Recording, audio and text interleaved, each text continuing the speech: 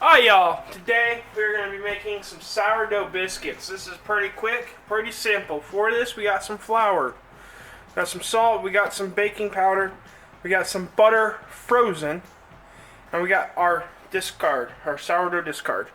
But before we get to baking, we are on the road to 1,000 subscribers, so if you want to learn a new recipe every week, go ahead, hit that subscribe button. Let's get to baking.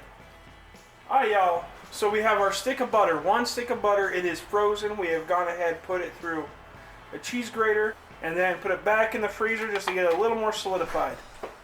Then we're going to take 1 cup of flour, teaspoon of salt, 2 teaspoons of baking powder. Then we're going to take 1 cup of our sourdough discard.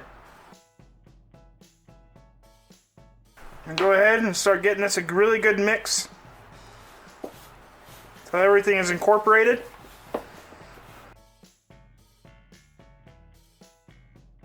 Now you only want to mix it until it comes together. You do not want to overmix it because you want to keep that butter as frozen as possible. So my camera cut out, but what we did is we've gone ahead, floured our rolling surface, and we took and rolled our dough out to about a 1-inch thickness. Now if you have a round biscuit cutter, you can use that too. I'm just using my bench blade. And we're going to cut just fairly similar sized biscuits.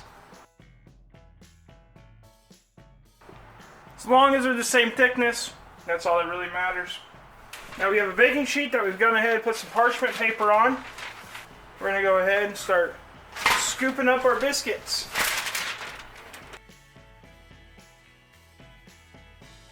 And then we have our oven preheated to 425.